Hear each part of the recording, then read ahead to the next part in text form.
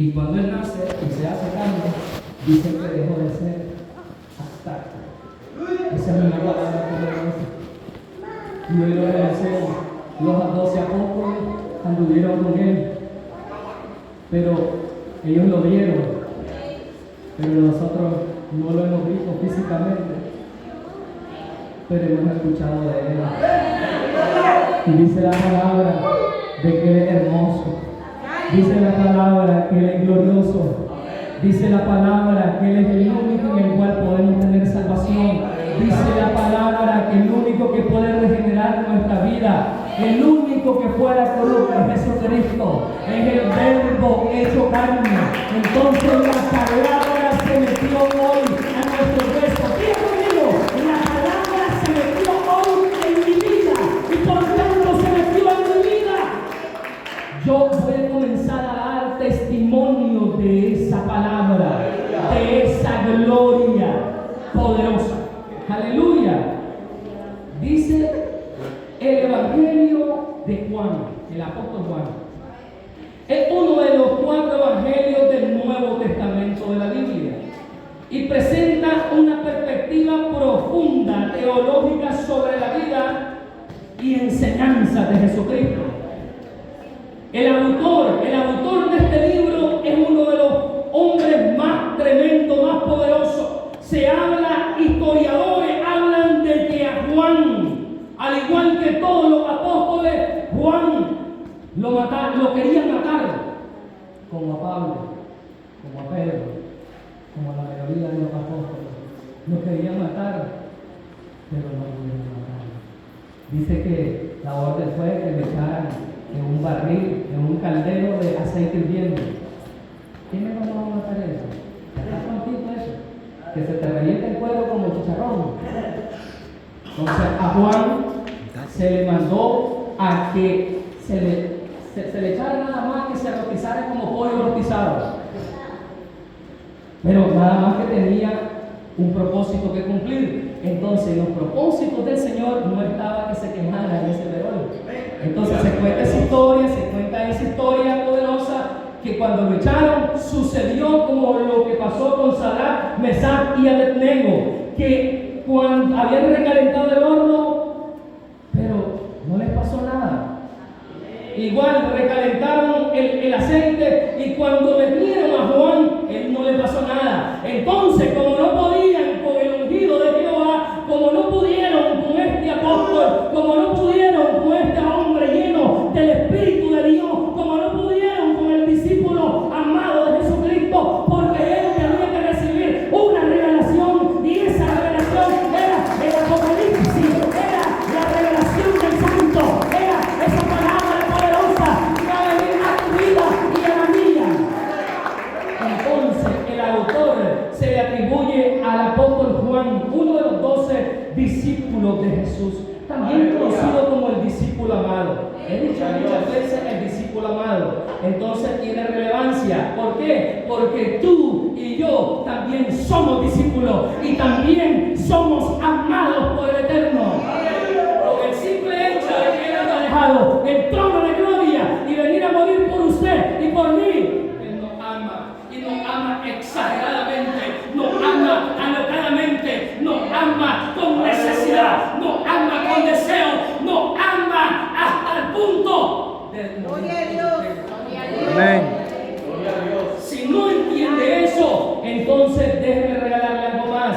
Dice, se estima que fue escrito entre los años 90 o el año 100 después de Cristo, siendo probablemente el último de los 4 evangelios en redactarse. ¡Qué bárbaro! Entonces necesitó planearse bien, necesitó hacer verdad un plan con este libro, necesitó sentarse a escribir bien, necesitó conectarse este apóstol con el Espíritu Santo para que esta palabra hoy fuera revelada para usted y para mí, para que esta palabra hoy fuera entregada a usted y a mí.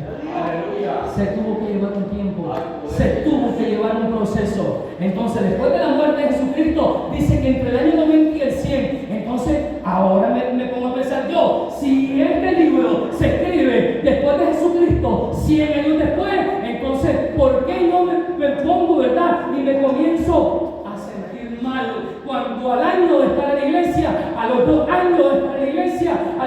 años de estar en la iglesia, 10 años después de estar en la iglesia y todavía no soy usado.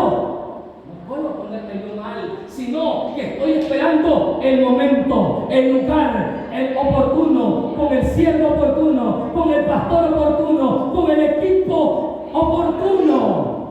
Amén. ¿No me entendieron? Aleluya. Entonces, este es tu tiempo. Diga conmigo, este es el tiempo.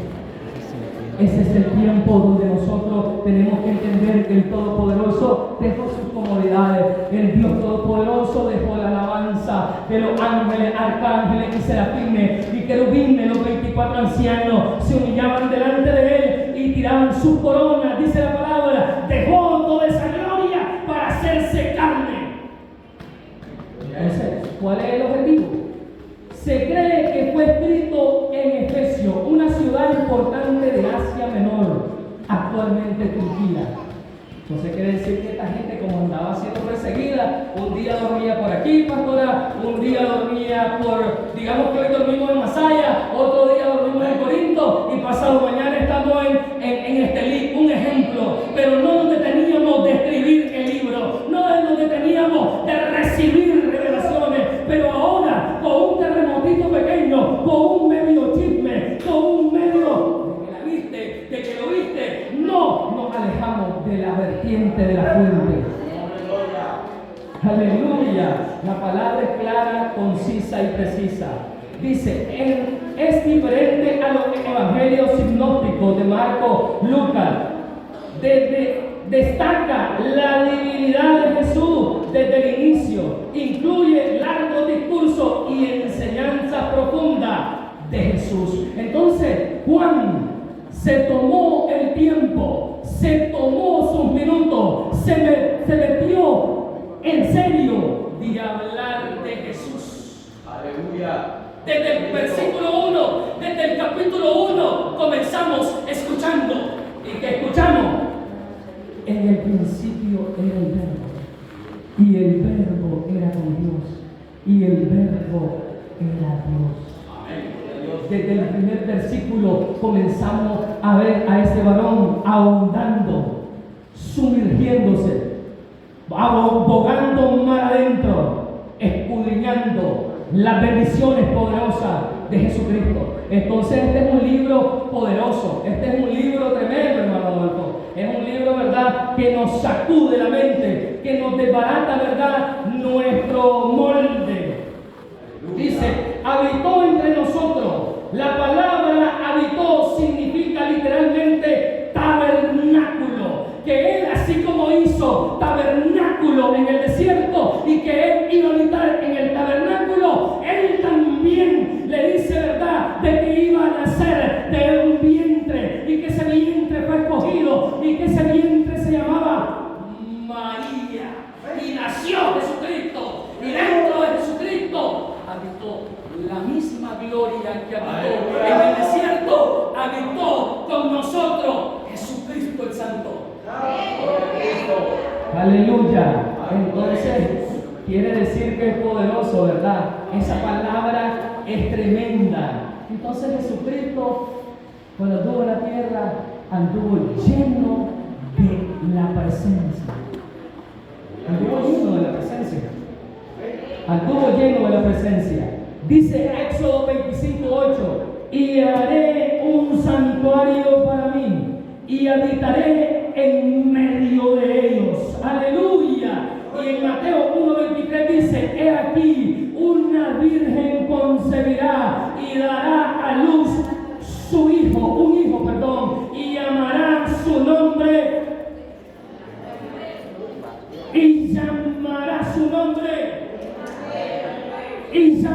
su nombre, que traducido es, y el Verbo se hizo. Entonces,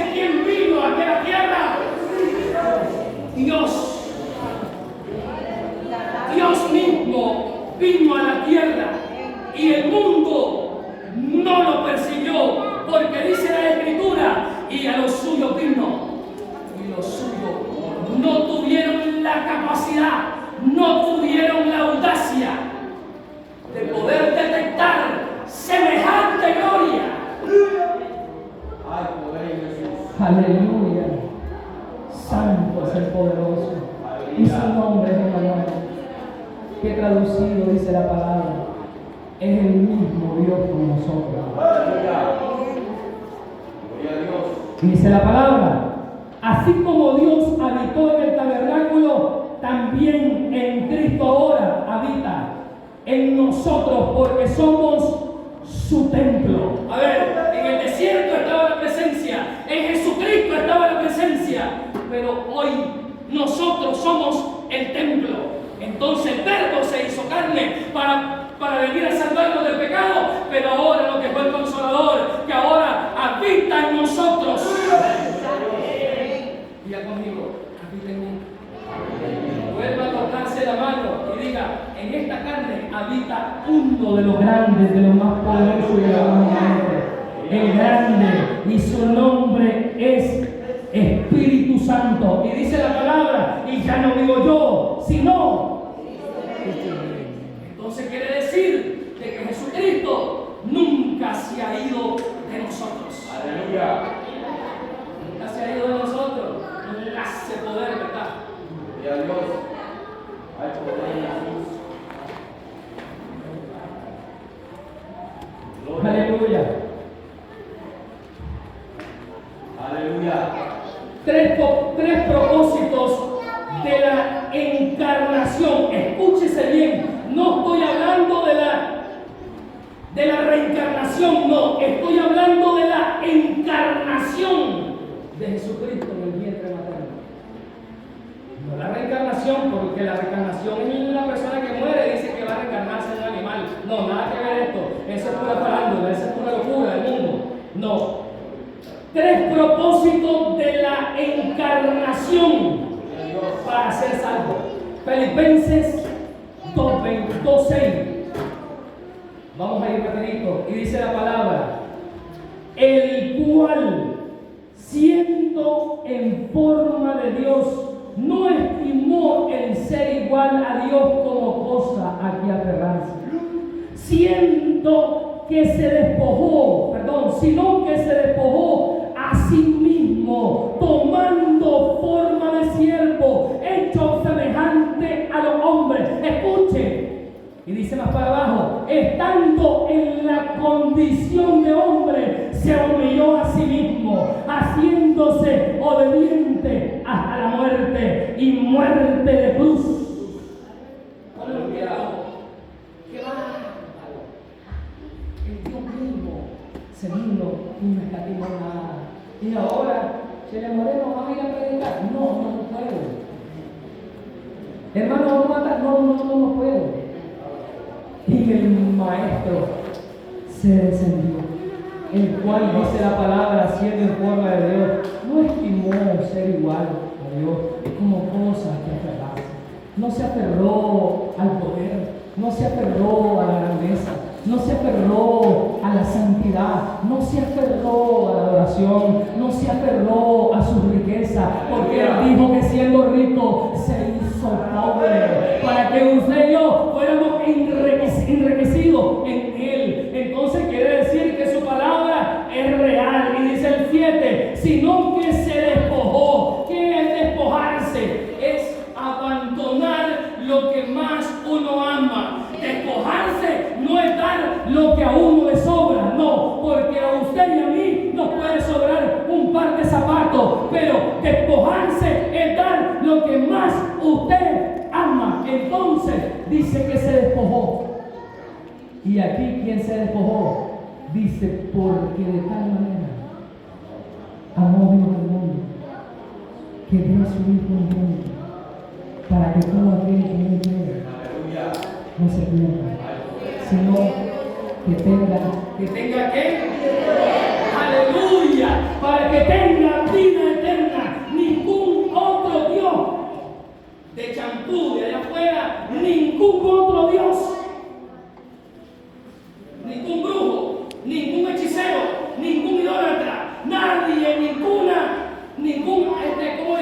imagen tiene esta capacidad, tiene estas cualidades, tiene este nivel, tiene esta excelencia, tiene este poder.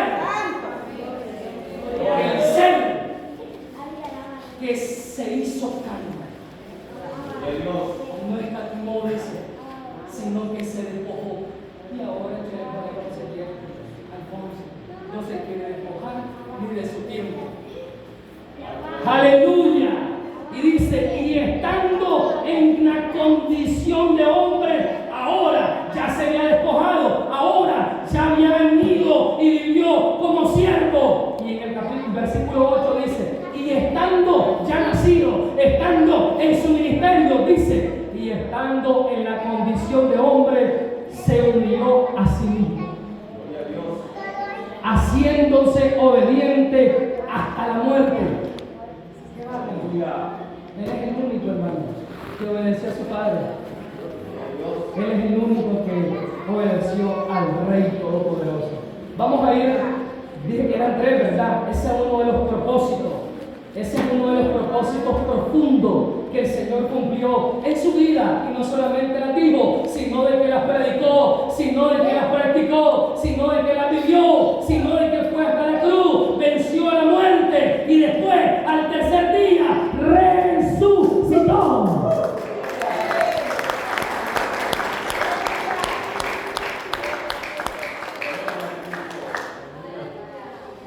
Vámonos rápidamente a Hebreos. Hebreos 2:14 encierra otra de las verdades más poderosas, que por qué ese Dios eterno se hizo carne con un solo propósito, y ese propósito desde el cielo fue salvarte a ti y a mí del poder del pecado. Quien lo tenga me lo puede leer. Hebreos 2:14.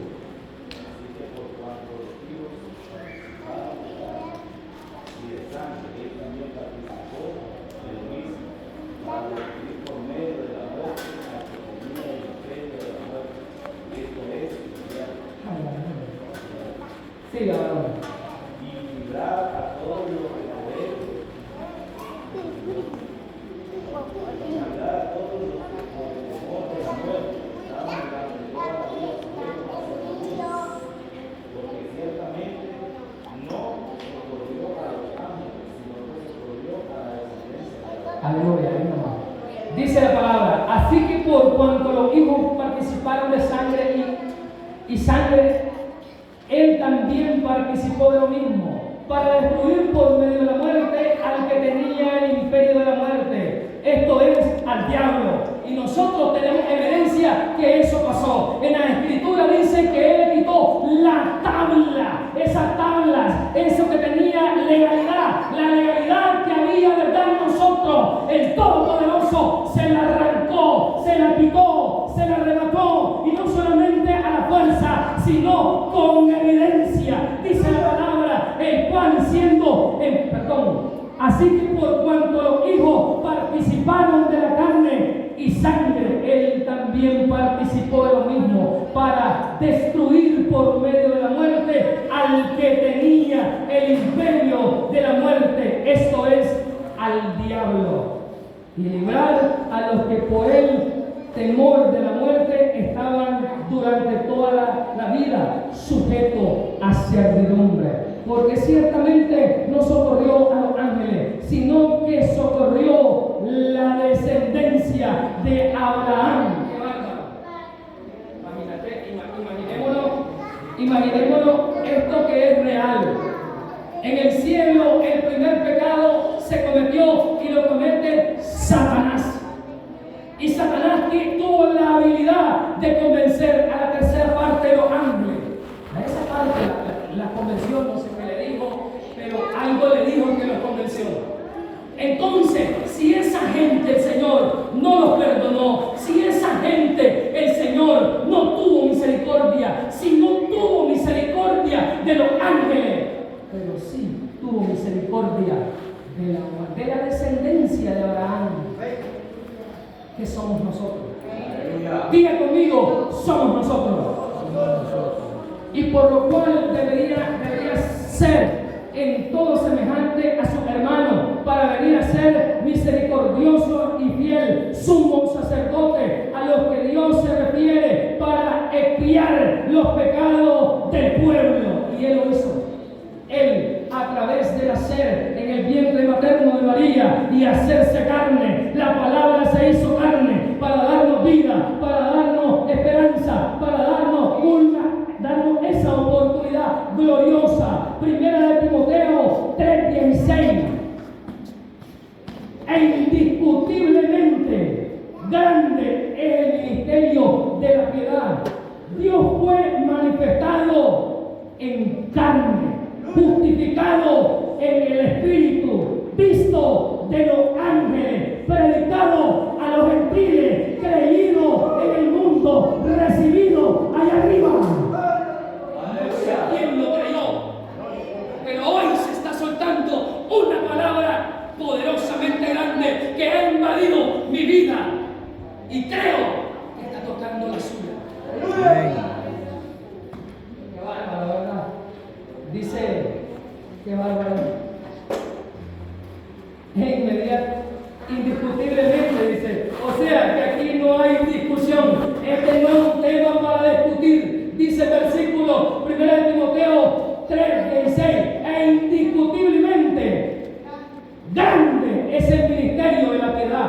Entonces, todos los piadosos, pastora, son grandes. Todo el que hace piedad es grande. Porque lo dice la palabra. Entonces yo felicito, ¿verdad?, al hermano Adolfo, porque es un servidor aquí y ese es un ministerio de la piedad. Aquel que se dedica a servir, aquel que se olvida de él y va por los demás, aquel que, aunque esté acostadito en la cama, hermano Adolfo, ¡pum! ¿Qué pasó? Vámonos. Entonces, ¿verdad? Dice, indiscutiblemente grande es el ministerio de la piedad. Dios fue manifestado en carne, justificado en el Espíritu, visto, escucha muy bien, visto por los ángeles, predicado a los gentiles, creído en el mundo y recibido en gloria. ¿Cuál es ese que ¿qué aprendemos de la encarnación de Cristo? 1. Dios se acerca al ser humano no importando su miseria pecaminosa.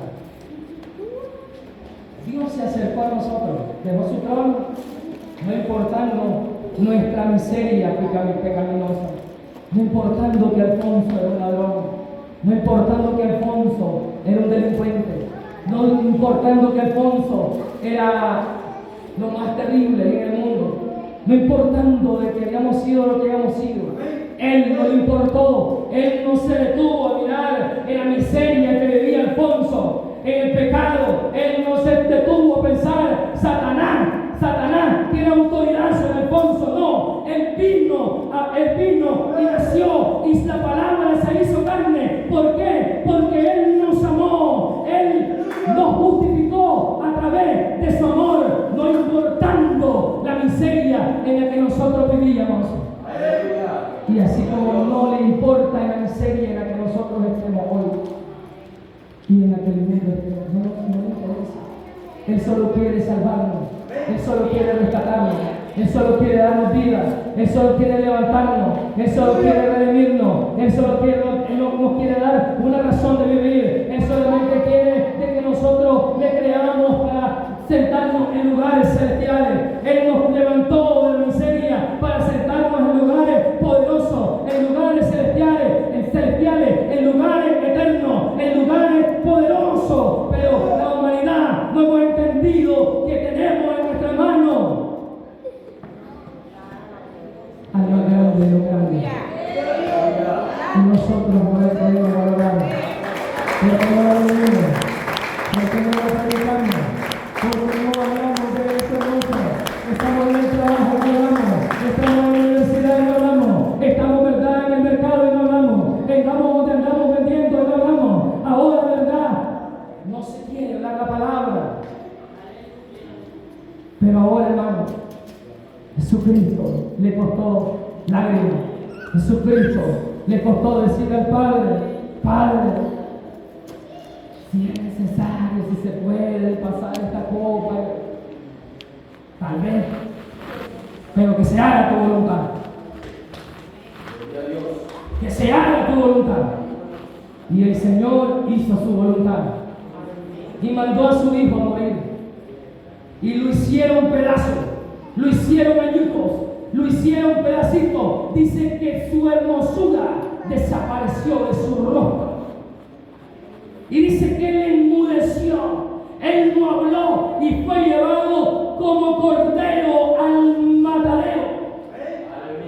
Dice que le decían: salve el rey de los judíos, y le ponían una corona de espinas y con una caña le golpeaban en la cabeza y como con una espátula, le agarraban aquí y se la metían para adentro. Dios se acercó al ser humano, no importándole su miseria pecaminosa. Entonces, se acercó a nosotros, aunque teníamos una vida miserable. Eso es lo que quiere decir el comentario. Teníamos una vida miserable y no nos quedó de otra, sino de que buscar el Evangelio. Y ahora no le queremos hablar a nadie. Ahora no queremos predicar. Cuando el Espíritu Santo se tomó el gran trabajo de ir por nosotros. Aleluya. Como segundo punto, Jesús entiende nuestro sufrimiento. Él lo entiende. Él entiende tu sufrimiento. Él entiende en la área que tú peleas. Él entiende en el dolor que tienes. No sé cuál sea tu dolor. No sé cuál sea ese sufrimiento. Pero el Señor dice que Él entiende tu sufrimiento. Él entiende tus lágrimas. Él entiende tu dolor. Él entiende ese momento terrible en las noches donde lloras, donde te sientes impotente, donde te sientes terriblemente triste. Él lo entiende. ¿Por qué lo entiende? Porque dice que de Él salían como gotas de sangre. ¿Y qué es lo que estaba haciendo? Estaba en el filo de la navaja. Estaba a punto de tomar la cruz. Entonces dice la palabra: Jesús entiende nuestro sufrimiento. No sé si es diabetes, no sé si es cáncer, no sé si es una deuda, no sé si es un problema económico, no sé si es un problema con tu hijo, no sé si es un problema ministerial, no sé si es un problema matrimonial, pero dice Jesús que Él entiende tu sufrimiento.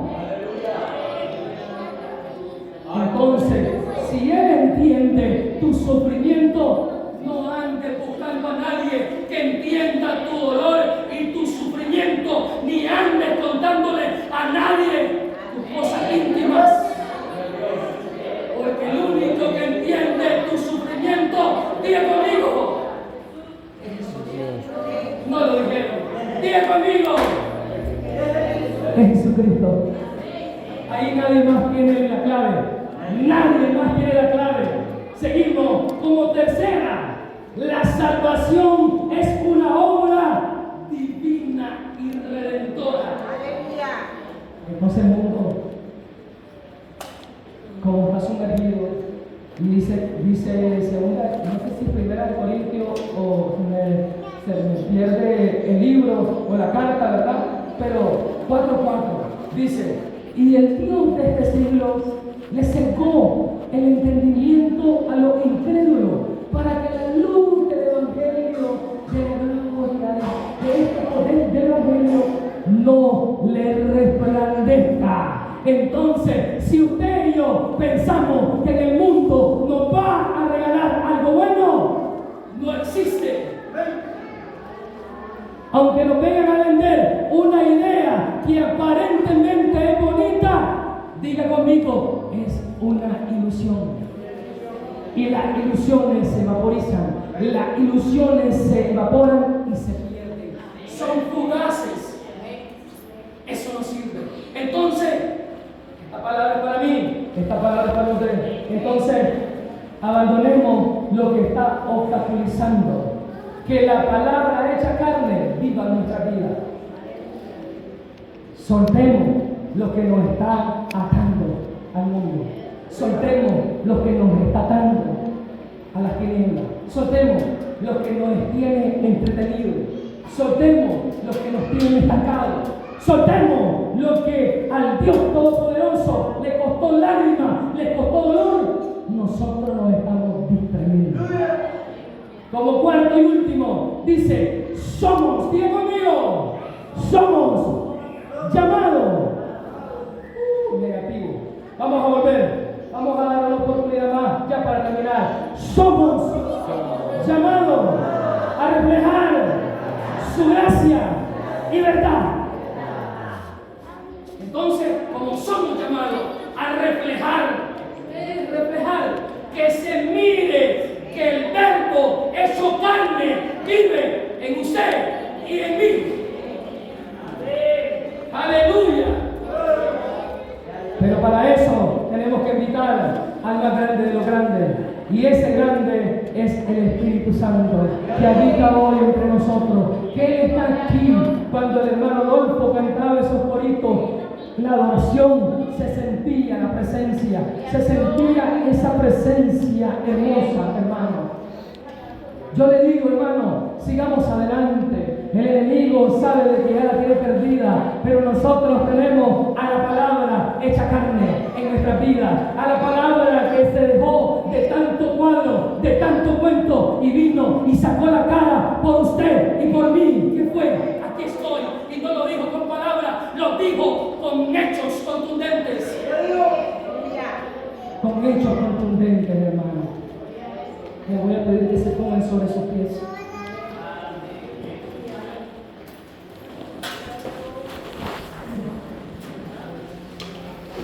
Pongámonos sobre nuestros pies.